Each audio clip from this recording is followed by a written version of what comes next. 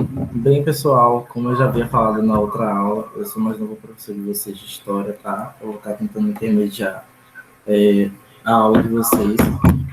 Na aula de hoje, a gente vai aprender um pouco sobre a reforma religiosa, que é um dos assuntos que a gente inicia no livro, a reforma religiosa. A gente vai entender um pouco sobre, tá? Eu sou mais novo professor de vocês, meu nome é Ronaldo. Qualquer dúvida que vocês tiverem no decorrer da aula, vocês podem pegar o livro de vocês e consultar. A reforma religiosa foi um período histórico muito marcante que a gente percebe até hoje.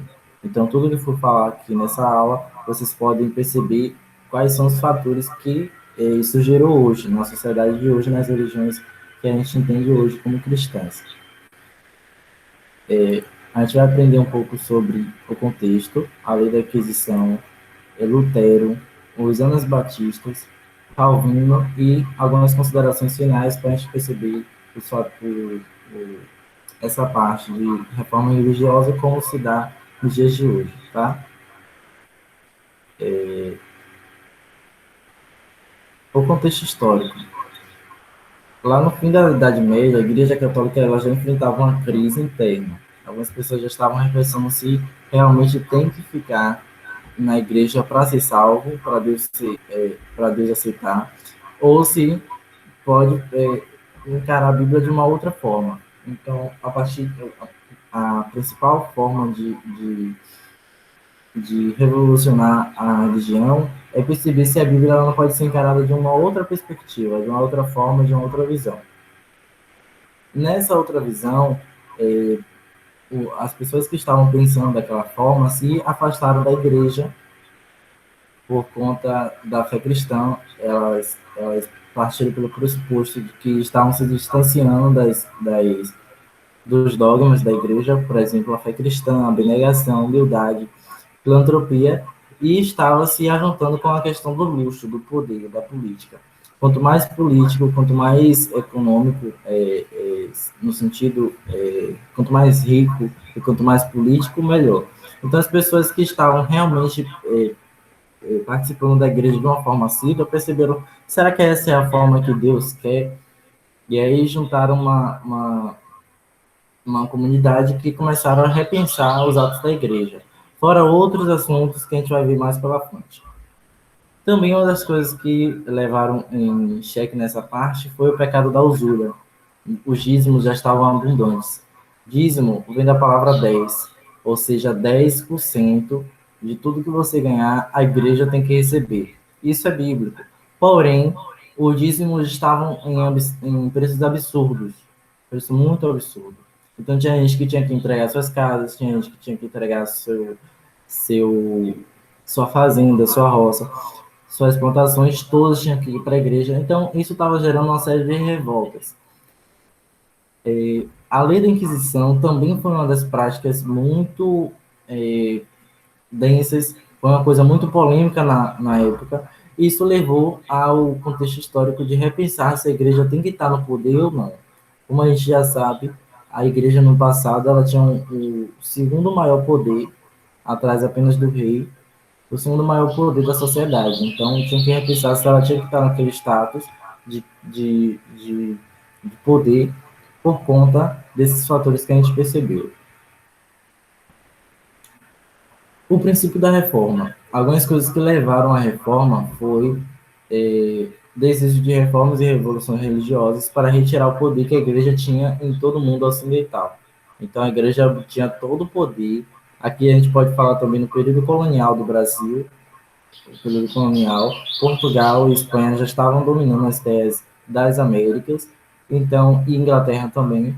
Então, tinha que repensar se a igreja tinha que estar como parte desse processo, porque toda forma de economia, toda forma financeira, a igreja tinha que estar à parte. Então, teve que repensar essa parte para ver se realmente tinha que estar incluída, inserida nessa visão. E uma das pessoas que foram precursoras, pioneiras para a revolução, a reforma religiosa, foi John Wycliffe, que foi um professor de religião, ele foi um teólogo e formulou que a fé e as obras divinas já eram aceitas por Deus mesmo se a pessoa não tiver condição nenhuma, condição financeira, no sentido financeiro falando. Se a pessoa ela for um mendigo, mas se ela quiser ser aceita por Deus, tiver uma fé e manifestar suas obras, pela visão de John, ela já era aceita por Deus.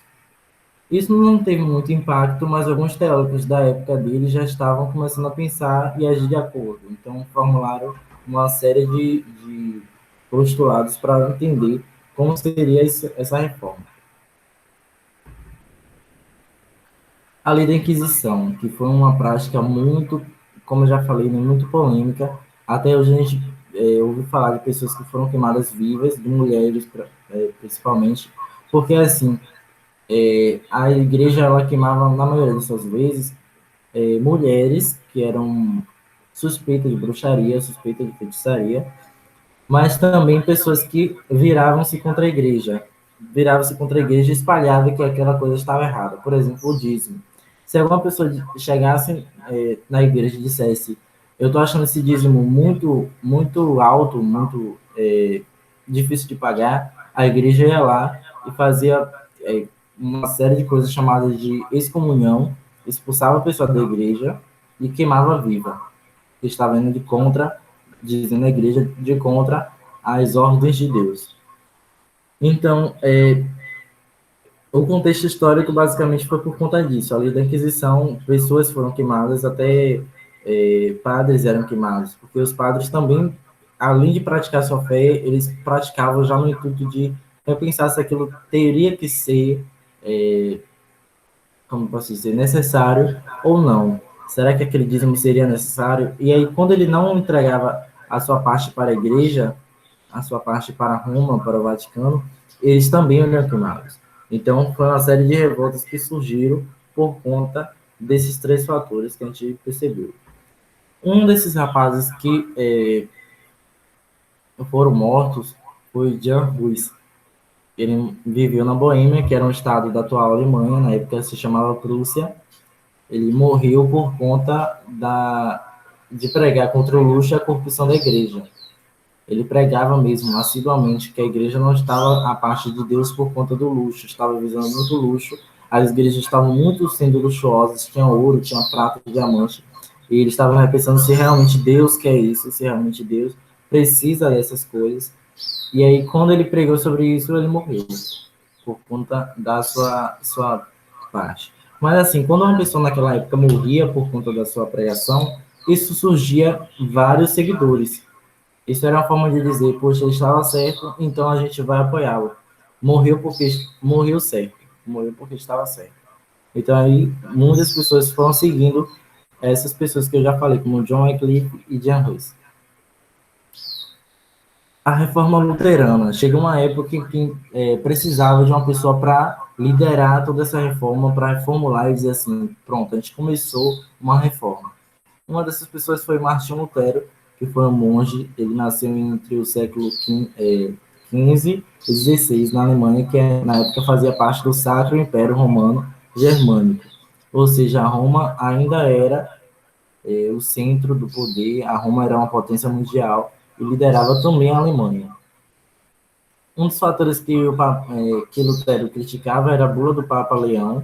Bula era uma forma de carta, era uma forma de carta que o Papa designava para as igrejas. Em 1517, exação era uma das coisas que ele criticava, era o arrecadamento de impostos por meio de exigência. Então, agora, como eu falei, né, o dízimo passou a ser cobrado. Tinha pessoas que iam na casa das pessoas cobrar, e aí o dízimo, o 10%, faziam uma matemática muito louca para tentar sugar a maior parte que a pessoa tinha. Casas, terrenos, entre outras coisas.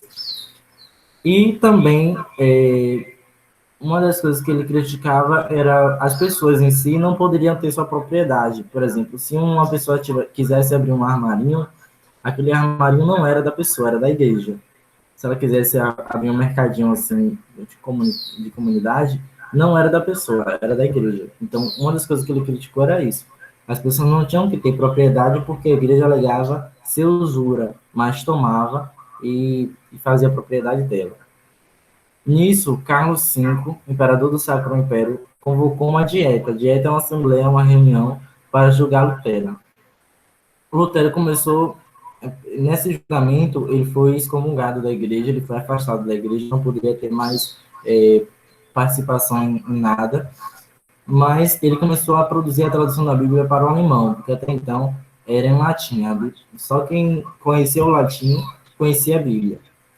Então ele começou a fazer a tradução do latim para o alemão, essa Bíblia, e tomou uma proporção maior do que ele percebia, do que ele achava que ia ter. Ana Batista. Ana Batista era uma seita que rejeitava o batismo enquanto bebê. As pessoas nasciam e a igreja tinha que dizer que era batizado. Porém, Jesus Cristo foi batizado na metade da sua vida, praticamente na metade da sua vida. Então, os anabatistas, eles pregavam que não era necessário, não era de comum acordo, Deus eles não entendia essa prática de batizar enquanto bebê, porque a criança não tem consciência do que está se passando, a criança não tem consciência do que estava sendo organizado. Então, para o batismo acontecer, a pessoa tinha que ter uma certa consciência do que estava fazendo. E isso surgiu a seita anabatista, que um dos líderes foi Thomas Manx. Ele rejeitava também, organizava uma revolta entre 1523 e 1525, lutando contra a escravidão camponesa e o fim de dízimos. Lembre-se, naquela época já existia escravidão camponesa, as pessoas tinham tem uma pirâmide que explica melhor isso, a pirâmide social da época do feudalismo, que explica que os camponeses eles eram obrigados a ser escravos das pessoas da burguesia. Quem nascesse camponês era obrigado a ser escravo. Então, se uma pessoa nascesse camponês, já era escravo. Já tinha a sua condição escravizado, melhor dizendo. Escravizado. Por quê, professor? Porque a escravidão naquela época era vista como algo natural, como algo normal. Então, a escravização foi uma forma de enriquecer. A igreja queria enriquecer ainda mais com a escravidão daquelas pessoas. Em 1529, os príncipes do Império Sacro Romano, não quiseram se submeter à reunião de Espira, que é uma cidade da Alemanha, e passaram a se chamarem protestantes. É aí que surge a religião, o grupo religioso protestante, o protestantismo, que é a parte da Igreja Católica.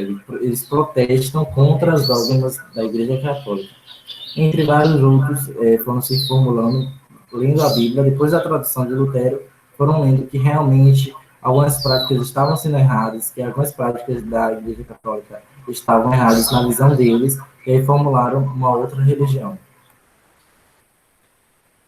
João Calvino, ele nasceu na França, ele participou do segundo ato da reforma, para a reforma religiosa.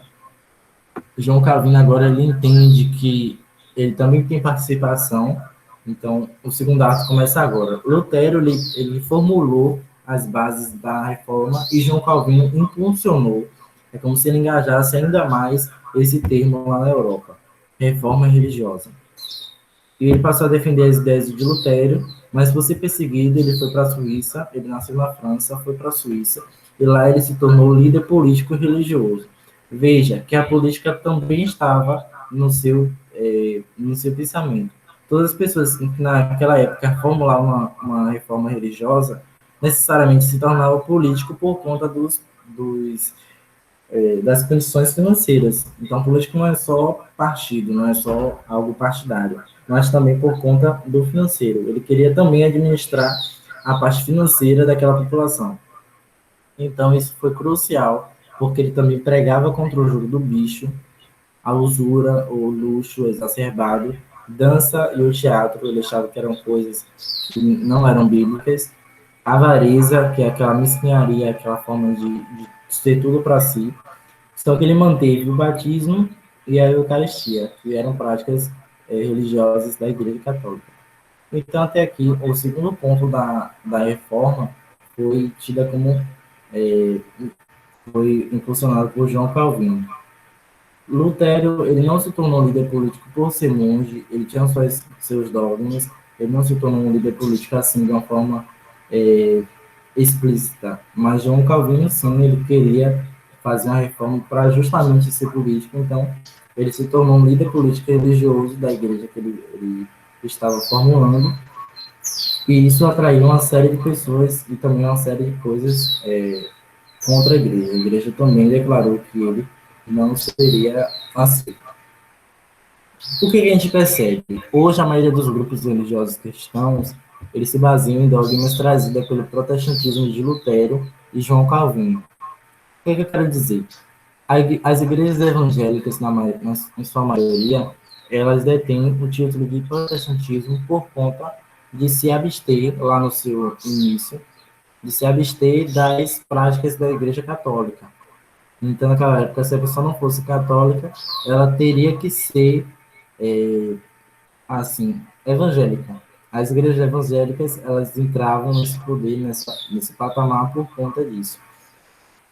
O protestantismo, ele teve a sua iniciação nisso lá mais, bem mais lá na frente. Ou se vocês quiserem pesquisar sobre o mundo do protestantismo, eles chegaram a um acordo em dividir a, as igrejas com base nas percepções da Bíblia traduzida. Agora, traduzida, todo mundo tinha a possibilidade de ler e todo mundo tinha a possibilidade de entender. Poxa, a igreja está fazendo isso, mas eu não concordo.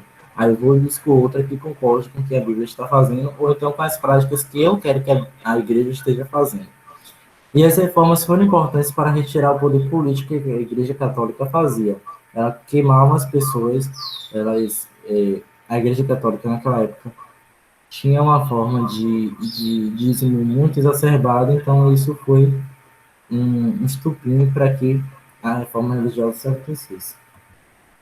Essa era a aula de hoje, eu vou estar disponibilizando essa videoaula no YouTube. Qualquer coisa que vocês quiserem me perguntar, eu estarei aqui para tirar a dúvida de vocês.